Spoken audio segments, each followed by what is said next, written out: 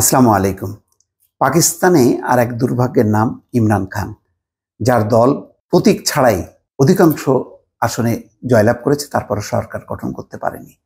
তৃতীয় এবং দ্বিতীয় অবস্থানে থাকা মুসলিম লীগ এবং পাকিস্তান পিপলস পার্টি জোটবদ্ধ হয়ে তারা সরকার গঠন করেছে এবং সামরিক জান্তারা নেপথ্যে কলকাঠি নেড়েছে, সাপোর্ট করেছে। আরও যতগুলি ছোট ছোট দল আছে সবগুলোকে নিয়ে তাদের দিকে ভিড়িয়েছে। ফলে সংখ্যাগরিষ্ঠ আসন পাওয়ার পরেও ইমরান খানের দল সরকার গঠন করতে পারেনি। ইমরান খান ক্ষমতায় আসেনি। শুধু তাই না, এখন যে পরিস্থিতি, তিনি জামিন পাচ্ছেন কিন্তু তারপরেও মুক্তি পাচ্ছেন না। তেমনই খবর, জামিন পেলেও মুক্তি মিলছে না ইমরান খানের। পাকিস্তানের সাবেক প্রধানমন্ত্রী ইমরান খান 190 মিলিয়ন পাউন্ড দুর্নীতির মামলায় জামিন পেয়েছেন। তবে আরও দুটি মামলায় তার যে শাস্তি ভোগের কারণে খুব দ্রুত কারাগার থেকে তিনি ছাড়া পাচ্ছেন না।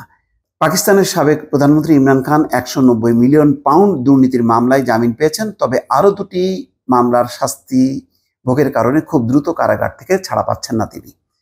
স্থানীয় সময় বুধবার ইসলামাবাদ হাইকোর্টের প্রধান বিচারপতি আমির ফারুক ও বিচারপতি তারিক মেহমুদ জাহাঙ্গীর জামিনের এই রায় দেন।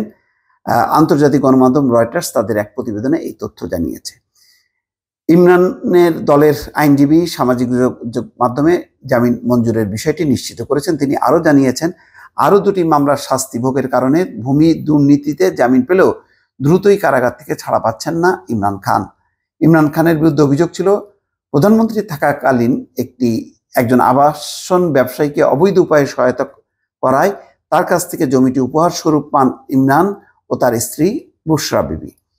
যদিও বরাবরই এই অভিযোগ প্রত্যাখ্যান করে আসছেন ইমরান খান, পরে ইসলামাবাদ হাইকোর্টের কাছে জামিনের আবেদন করেন তিনি। 2022 সালের এপ্রিলে বিরোধীদের অনাস্থা প্রস্তাবের মাধ্যমে ক্ষমতাচ্যুত হন ইমরান খান। এরপর দুর্নীতি থেকে শুরু করে সন্ত্রাসবাদের বেশ কয়েকটি অভিযোগের মুখোমুখি হচ্ছেন।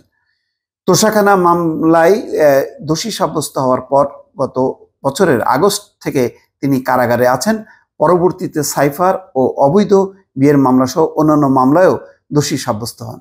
এটি হচ্ছে রাজনৈতিক দুর্ভাগ্য, যেই দুর্ভাগ্যের সঙ্গে বাংলাদেশ ভারতের যেই রাজনৈতিক ব্যক্তিরা যখন বিরোধী অবস্থানে থাকেন, তারা যে দুর্ভাগ্যের মধ্যে পড়ে, ইমরান খানের হলো একই অবস্থা। দর্শক ভালো থাকবেন, আল্লাহ হাফেজ।